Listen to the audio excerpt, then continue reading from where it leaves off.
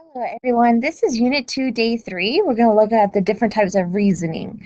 So, example A, this is an example of inductive reasoning.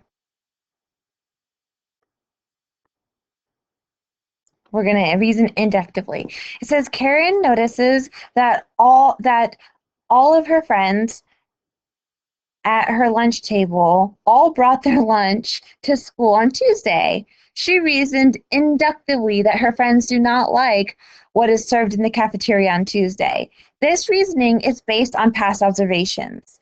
And this one is a little bit less predictable or always less true than deductive reasoning. And I'll give you an example of that. Evelyn is taller than Joseph. So Evelyn is taller than Joseph, and Joseph is taller than Cindy. Therefore, Evelyn has to be taller than Cindy. And that is true. That is called the transitive property, or as we see, that'll be the law of syllogism. So we have three laws that are going to be valid. This is going to be valid laws of deductive reasoning. The first one is a law of detachment. I always think of this as just becoming a little bit more specific. So the law of detachment, let's look at the example of law of detachment. It says, if you get a part-time job, then you can buy a new bicycle. And then that becomes more specific. Mary got a part-time job, or in this case, Roger gets a part-time job. My conclusion is going to be, therefore, Roger buys a new bicycle, right? So all we're saying is, if you get a part-time job, then your conclusion is you can buy a new bicycle. It becomes more specific. Well, Roger got a part-time job. Therefore, I'm going to have the same conclusion that I had. You can buy a new bicycle. In this case, Roger buys a new bicycle. Well, we're going to look at the symbols in this. It says P arrow Q. That's my conditional statement. You have to assume that's correct. And then it's going to become more specific. And P. So, and then my conclusion is therefore. These three dots is a symbol for therefore. And then your conclusion is going to be your Q. Just write down that these three dots mean therefore.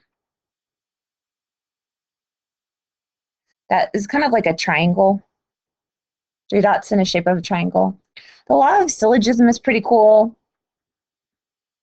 It's just like the transitive property. Write it down.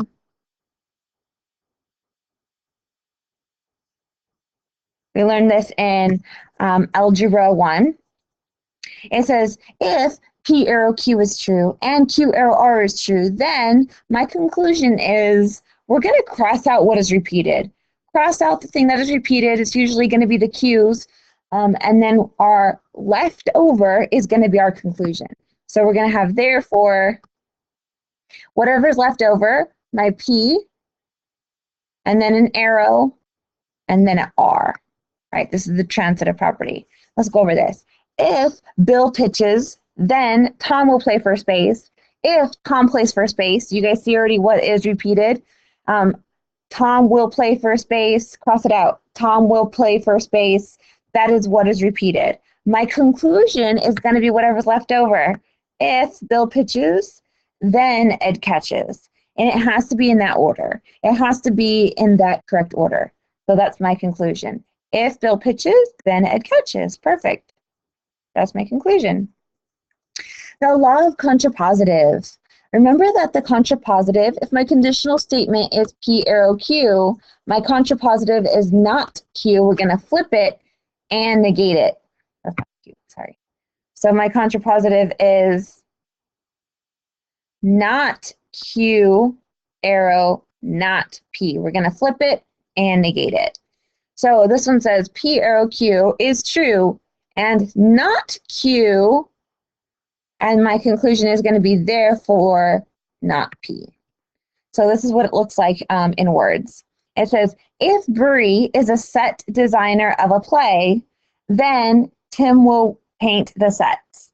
So remember that after your if, that is your hypothesis, write a P above it. And then after the then, that is your conclusion, write Q above it. And then I'm going to see that this is a law of contrapositive because my very next statement says, Tim did not paint the sets, but my conclusion is Tim will paint the sets. So we're talking about painting the sets. So I know that is Q, right? but the painting the sets is Q, and this one says Tim did not paint the sets. So you remember that the tilde means not, right? So my conclusion needs to be not P, which is Bree is not the set designer of the play, which is actually written for you on the next page. Bree is not the set designer of the play, which is not P. So those are the only 3 laws that we have to make sure that your statement is valid or your argument is valid. These are types of arguments that look like they could be valid, but these are actually going to be errors. They're called like the converse and inverse error. Okay, so that means they're not going to be true, I promise you. Invalid. If you get a part-time job, remember after your if, that is your P, and then you can buy a new bicycle is my Q. Carl buys a new bicycle. So you think that it might be the law of detachment, but we have to start with P. You have to say Carl gets a new part-time job, but we're actually starting with my conclusion, right? We're saying you can buy a new bicycle. Carl buys a new bicycle. It's not a negative or anything. It's just Q. So this right here is Q. Therefore, my conclusion is Carl has a part-time job. P is you get a part-time job. So Carl has a part-time job is P. So we had P arrow Q. And then now we have Q. Therefore, P, that is the converse, and that is an error. Remember, the conditional statement is true, my contrapositive is true, but the converse and inverse are not always true. So those are the errors. Number 2, it says if you are supposed to be a duck, then you can swim. So after the if, that is my hypothesis, that is my P, and then after the then, that is my conclusion, that is the Q. If you are a duck, that is my P again. Okay, we're just like repeating it, that's not okay. That's a P again. Then you can fly, which is something completely different. Okay, so we can say this is R, P, Q, and R. We love to use R. Okay, and then it says you can swim, which is the green one, right? You can swim, you can fly, which is the black one, R, right? So maybe some people would think that this is a law of syllogism. But remember with the law of syllogism, so you can swim is Q, and then you can fly is R. So the law of syllogism is usually PQ, QR. The Q's have to be in the same order. So it has to be PQ and then QR. My conclusion is going to be PR. So this is not the law of syllogism. This is called the syllogism error. So where they're in the wrong order, it'll be the error. That doesn't work. Let's look at number 3. If you eat too much turkey, then you will get sick.